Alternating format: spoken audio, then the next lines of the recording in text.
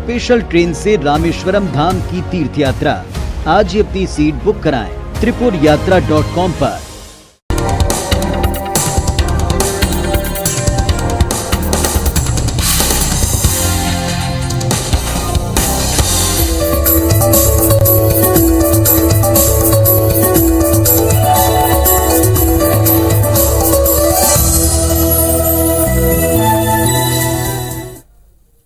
नमस्कार, आप देख रहे हैं IBC 24 और हमारे खास कार्यक्रम सितारे हमारे में आप सभी का बहुत बहुत स्वागत है। मैं हूं आप सभी के साथ रचना नीतीश और स्टूडियो में हमारे साथ मौजूद हैं ज्योतिषाचार्य पंडित प्रियशरण त्रिपाठी जी। पंडित जी प्रणाम, नमस्कार और आपका स्वागत है।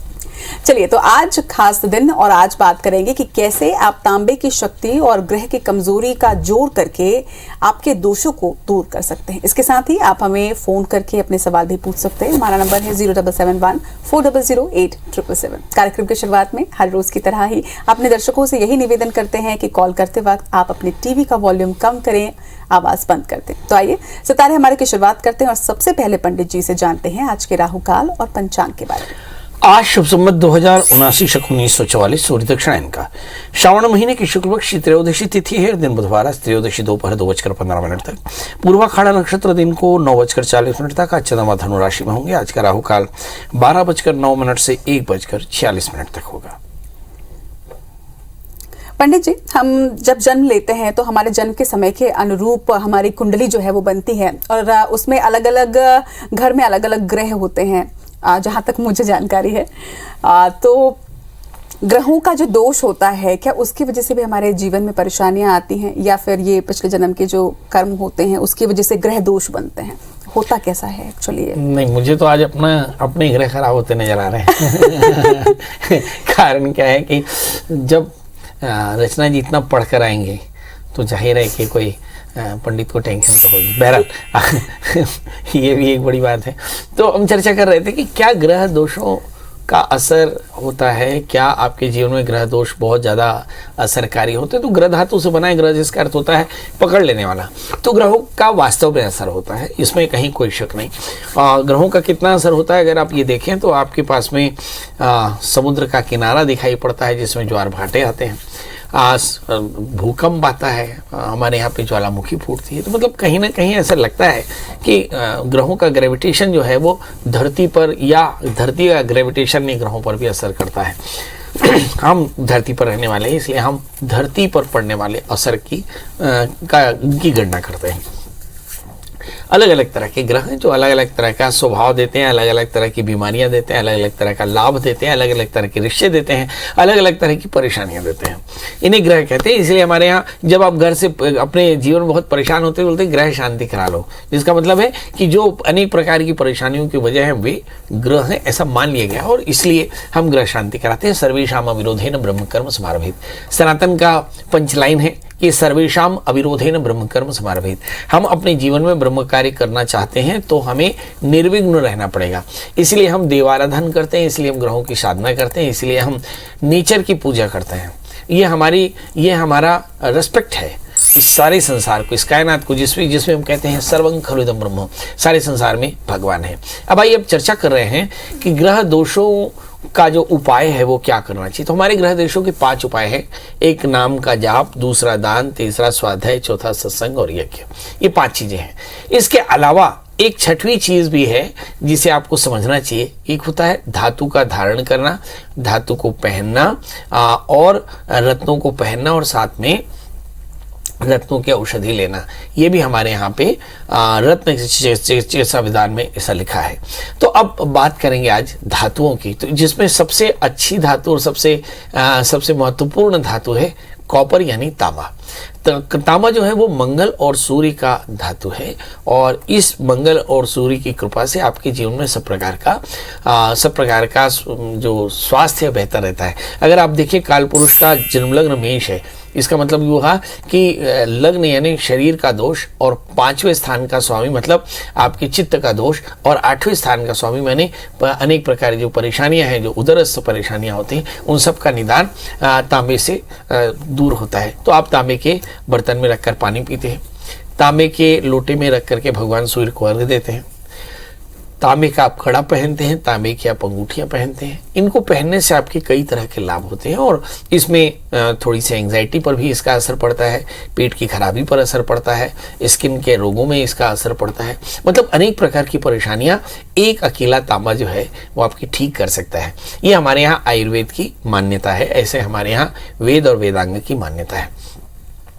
तो इसीलिए हमारे यहाँ पे तांबे को बड़ा महत्वपूर्ण माना गया। मुझे ऐसा लगता है कि यदि आपने देव पूजन देखा हो तो ज़्यादातर कलश जो है वो तांबे के रहते हैं। उसकी वजह भी यही है कि तांबे को हमारे यहाँ देव धातु माना गया, मतलब अच्छी धातु माना गया और इस धातु में ही हम देव पूजन करते हैं। पूजन में हमेशा हम जो कांसे का या पीतल का या फिर तांबे का लोटा इस्तेमाल करते हैं, उसमें तांबा का लोटा सबसे पवित्र माना जाता है। तो इस तरह से हम देखते हैं कि तांबा बड़ा महत्वपूर्ण है और सभी प्रकार के ग्रह दोषों की शांति करता है। आपको भी अगर इस तरह की परेशानी हो तो तांबे का जल जरूर धारण करें, एक तांबे की अंगूठी धारण करें, हो सके तो एक तांबे का कड़ा धारण करें। ऐसा करने से आपको काफी इस तरह के ग्रह दोषों से मुक्ति मिल सकती है। और पंडित जी शायद यही वजह रहती थी कि पहले तांबे की अंगूठी अमूमन पहना ही जाता था और लोग हमेशा कड़ा पहनते ही थे। पुरुष खास तौर पर तांबे का कड़ा जरूर धारण करते। आप देखिए बच्चे पैदा होते थे तभी एक तांबे का कड़ा उनके हाथ में डाल दिया जाता था, है ना। वो आगे चल करके धीरे से चांदी और फिर अब सोने में कन्वर्ट हो गया, पर आमतौर पे पहले हमारी जानकारी में तांबे का कड़ा ही धारण करते थे। मुझे भी याद है जब हम मंदिर में जाते थे या कहीं घूमने जाते थे तो मंदिर के बाहर हमेशा तांबे की अंगूठियां कड़े जरूर मिलते थे, तो हम भी जिद जरूर किया करते थे कि वो हम जरूर खरीदेंगे और मम्मी पापा दिलाते भी थे। जी। तो एक तरह से वो उपाय भी हो जाता था। चलिए चर्चा लगातार जारी रहेगी, लेकिन यहाँ पर कॉलर्स का भी अब रुख कर लेते हैं। रायगढ़ से राधा जी हमारे साथ है। राधा जी अपना सवाल पूछेगा, इसके साथ ही आपकी जन्मतिथि, समय, स्थान। दिन गुरुवार था शाम को। राधा जी सबसे पहले आपसे अनुरोध है टीवी का वॉल्यूम कम अगर आप कर देंगी तो आपकी जो आवाज है वो सीधे आएगी हम तक। जी टीवी बंद कर दीजिएगा प्लीज। जी प्रणाम कर। जी प्रणाम। बताइए जन्म तारीख क्या है? जन्म तारीख 29/5/2003 मेरी बेटी का है। अच्छा, जन्म समय? जन्म समय है सुबह 6:30 है। और जन्म स्थान? जन्म स्थान घरघोड़ा। कहाँ पे है? रायगढ़। जी, क्या जानना है इसके लिए? जी इसका भविष्य आगे जाके चल कर क्या करेगी। अभी क्या कर रही है लड़की? अभी BBA कर रही है, फर्स्ट ईयर में है। जी। कहाँ पे है वो? ये घरघोड़ा। घरघोड़ा में। चलिए आइए देखते हैं। आपकी बिटिया का जन्म लग्न मिथुन है, उसकी राशि मेष है और वो BBA कर रही है, यानी बिजनेस मैनेजमेंट कर रही है। निश्चित तौर पे बहुत अच्छा है क्योंकि दशमेश धन स्थान में बैठे हैं। निश्चित तौर पर जानिए कि आगे चल करके इसको मैनेजमेंट करके और फिर मैंने MBA करके और अच्छी जगह पे बैंक में नौकरी इसको मिल जाएगी। बहुत अच्छा चॉइस है इनका। और मगर एक चीज़ है कि इनके लग्न में शनि है, शादी में थोड़ी सी परेशानी आएगी, तो शादी से पहले एक छोटा सा और कुंभ विवाह करा लीजिएगा। इस बच्ची को एक 4 कैरेट का पन्ना पहनाइए, 4 कैरेट का ओपल पहनाइए, तो इसका जीवन काफ़ी अच्छा रहेगा। जहाँ तक सवाल करियर का है, करियर इनका काफ़ी अच्छा रहेगा, मगर शादी में थोड़ी सी परेशानी आ सकती है क्योंकि इनके 8वें स्थान में मंगल भी। इस समय जो दशाएं चल रही हैं उन पर नजर डालें तो ऐसा लगता है कि राहु की दशा लगातार 1.5 वर्ष चली और 1.5 वर्ष तक ये काफ़ी शारीरिक और मानसिक रूप से परेशान रही, मगर मार्च 2022 के बाद से जब से गुरु की दशा चल रही है, वैसे भाग्याधिपति की दशा है, समय इनके लिए बहुत अच्छा है। चिंता करने की बात नहीं, इनका बहुत अच्छे से ग्रेजुएशन हो जाएगा, पोस्ट ग्रेजुएशन हो जाएगा और तत्कालीन नौकरी मिल जाएगी, मगर शादी में थोड़ी सी परेशानी जरूर आएगी। जी चलिए अगले कॉलर की ओर रुख करें। उसके पहले पंडित जी, सोशल मीडिया पे बहुत सारे लोग आपको प्रणाम कह रहे हैं, जिनमें पीयूष जी हैं, पूर्वा जी हैं, तो इनकी तरफ से प्रणाम जो है वो स्वीकार करें। मैंने स्वीकार किया, मैंने स्वीकार कर लिया, प्रणाम स्वीकार कर लिया। आप सभी को भी प्रणाम। अब बताइए क्या जानना चाहते हैं, कोई प्रश्न है उनका? नहीं, प्रश्न तो नहीं है, लेकिन अगर आप सभी भी सोशल मीडिया के माध्यम से हमें देख पा रहे हैं तो सोशल मीडिया पर भी आप अपने कमेंट के माध्यम से अपने सवाल जो है वो भेज सकते हैं। इस वक्त कॉलर का रुख कर लेते हैं। इंदौर से हमारे साथ जयप्रकाश जी हैं। जयप्रकाश जी अपना सवाल पूछेगा, साथ ही आपकी जन्मतिथि, समय और स्थान बताइएगा। प्रणाम गुरु जी। जी प्रणाम। डेट ऑफ बर्थ, टाइम और प्लेस बता दें। 7 नवंबर 1992। 7 नवंबर 1992। बहुत सुंदर, बहुत सुंदर। 7 नवंबर 1992। और जन्म समय? जन्म स्थान सिवनी, मध्य प्रदेश। जन्म समय? जन्म समय 1:10 दोपहर का। जोर से बोलिए। 1:10 1:10 दोपहर का। जन्म स्थान? सिवनी मध्य प्रदेश, SEONI। सिवनी? जी, मध्य प्रदेश। जी जी जी जी, सिवनी सिवनी। जी। जानना क्या चाहते हैं? एक तो कैरियर विदेश में बनाना चाहती है बेटी, और ये आपकी जन्म कुंडली है क्या? नहीं, बेटी की है? बेटी बेटी की। की। बेटी की?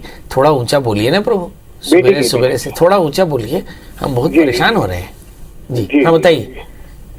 विदेश में कैरियर बनाना चाहती है, तो उसका क्या योग है? और शादी का भी डिस्टर्ब चल रहा है, तो कब तक तलाक हो जाएगा? दूसरी शादी का क्या योग है? हाँ, दो बातें हैं कि शादी में भी पंगा है और करियर में भी थोड़ी सी परेशानी। चलिए आइए देखते हैं, इस बच्चे का जन्म लग्न मकर है और लग्न में शनि है। शनि के कारण शादी में व्यवधान है, और मुझे ऐसा लगता है शादी में काफ़ी व्यवधान है। और ये व्यवधान बोलते हैं एस्ट्रोलॉजी में इसको बोलते हैं आइडियोलॉजिकल कॉन्फ्लिक्ट।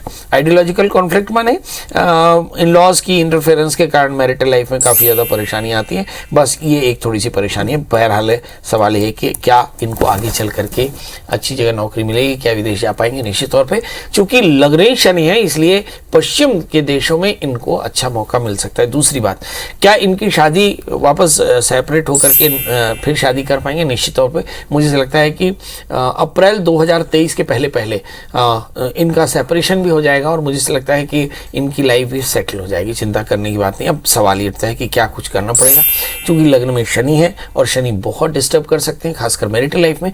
तो उसके लिए आपको चाहिए कि शनि का व्रत करें, काले तिल का दान करें, शनिश्चर मंत्र का जप करें, 23,000 मंत्र जप करें, ओम शम शनिश्चराय नमः। फिर हवन तर्पण मार्जन आदि करा के काले तिल काले कपड़े में लपेट कर थोड़ा सा गुड़, थोड़ा सा रुपया, विष्णुकांता का फूल दान करें दक्षिणा में, तो ये अच्छा रहेगा। और फिर जब पुनर्विवाह करें तो शादी से पहले एक छोटा सा कुंभ विवाह करा लें नानी मुख शादी के साथ में, तब इनका मैरिटल लाइफ सेटल रहेगा। वरना मैरिटल लाइफ में इनको हमेशा प्रॉब्लम रहेगी। जहां तक सवाल है इनके करियर का, तो मुझे ऐसा लगता है कि सितंबर 2022 के बाद थोड़े से तनाव के साथ में करियर इनका बहुत अच्छा रहेगा और ज्यादातर मनोकामनाएं इनकी पूरी हो जाएगी। चलिए अगले कॉलर का रुख कर रहे हैं। रायपुर से विशाखा जी हमारे साथ हैं। विशाखा जी अपना सवाल पूछेगा, इसके साथ ही आपकी जन्मतिथि, समय और स्थान बताइएगा। पंडित जी नमस्कार। नमस्कार। पंडित जी, मैं अपनी बेटी के बारे में जानना चाहती हूँ। जी बताएं। जी, उसका जन्म है 8 नवंबर 99 का है। अच्छा। 12:45 पर दोपहर में है। 8 नवंबर 1999, 12:45 दोपहर का में। जन्म स्थान रायपुर है। जी, क्या जानना चाहती हैं? सर ये पंडित जी, ये क्या बोलते हैं, अभी BDS कर रही है, तो ये अपना तो गवर्नमेंट जॉब मिल सकती है, या फिर ये अपना क्लिनिक डाले तो कब तक डाल सकते हैं? क्या कर रही हैं ये? BDS कर रही है BDS कर रही है, नौकरी मिलेगी या फिर इन्हें क्लिनिक डालना पड़ेगा? और इनकी मैरिटल लाइफ कैसी रहेगी? शादी होगी कि नहीं होगी? होगी तो कब होगी? बहुत बढ़िया। चलिए आइए देखते हैं ढेर सारे प्रश्नों का जवाब। आपकी बिटिया का जन्म लग्न मकर राशि, उसकी तुला, वर्ष 2023 से 24 इसकी शादी का योग है। मुझे ऐसा लगता है कि अगर कोई अच्छा लड़का हो तो शादी जरूर कर दें। दूसरी बात, लग्न में केतु है, बहुत टैलेंटेड है। इस समय भाग्येश बुध 11वें स्थान में बैठे हैं, तो राजयोगिनी भी है। मुझे ऐसा लगता है कि इन्हें शासन में नौकरी मिल जाएगी। गुरु शनि 4थे स्थान में, पेट की तकलीफें हो सकती हैं, इसलिए खट्टा तीखा बाहर का गुपचुप चाट बाहर न खाए, क्योंकि इनको बहुत तेजी से एलर्जी होती है। और चौथी बात यह है कि 12वें स्थान में मंगल, 7वें स्थान में राहु है। जब भी शादी करें, शादी से पहले एक छोटा सा कुंभ विवाह करा लें और फिर उसके बाद शादी करें तो काफी अच्छा रहेगा। इनके लिए लकी स्टोन है 4 कैरेट का जामुनिया, 4 कैरेट का पन्ना धारण करें तो इनकी परेशानियां कम होंगी। जी, आज हम चर्चा करने वाले हैं कि हमारे सोशल मीडिया में बहुत बार तो ये लिखा है पंडित जी प्रणाम, मगर आज एक जगह पर लिखा है पंडित जी आप दोनों को प्रणाम। उमा जी ने लिखा है आप दोनों को प्रणाम, राइट?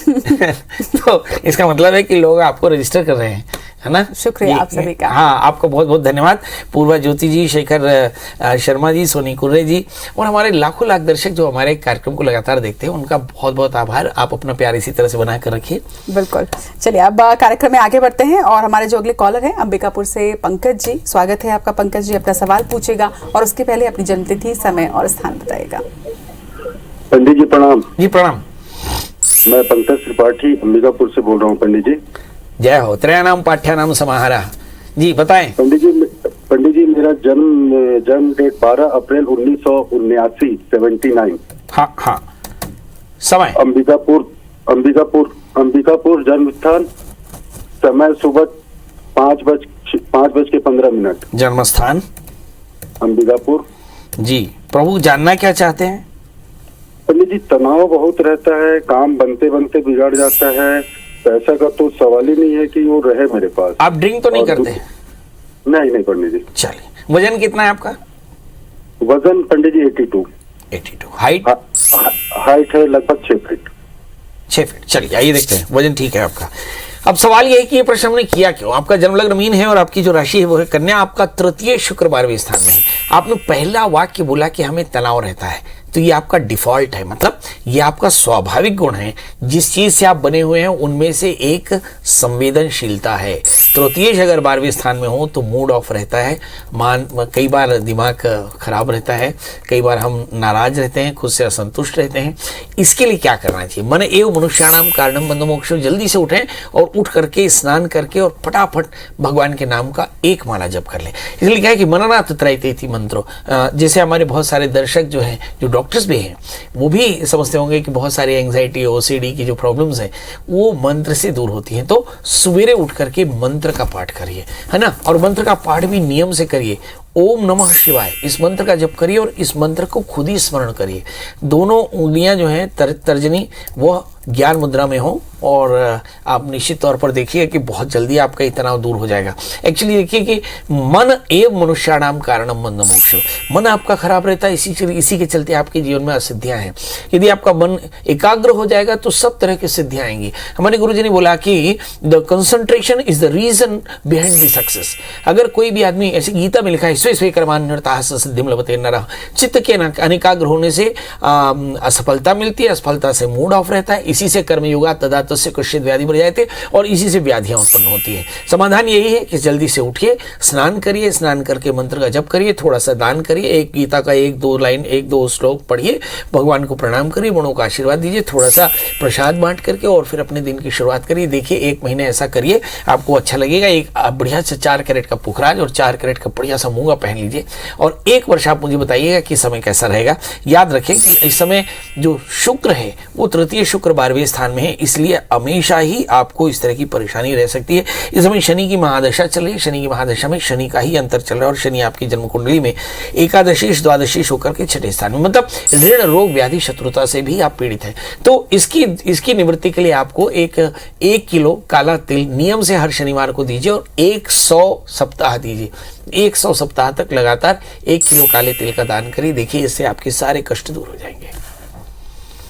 चलिए, तो आप ये सारे ही उपाय आप जरूर कीजिएगा और उम्मीद करते हैं कि आपके जीवन के कष्ट जरूर दूर हो जाएं। पंडित जी, जाते जाते बस दर्शकों को ये जानकारी जरूर दे दें कि कल रक्षाबंधन का त्योहार है, तो कल क्या कुछ हम खास करने वाले हैं अपने कार्यक्रम से? देखिए, सबसे पहले तो हम ये बता दें कि कल रक्षाबंधन है और बहुत सारे विद्वानों ने बहुत तरह की बातें कही हैं और मैंने कहा है कि मुंडे मुंडे मोतर भिन्ना कुंडे कुंडे ना पाया, है ना।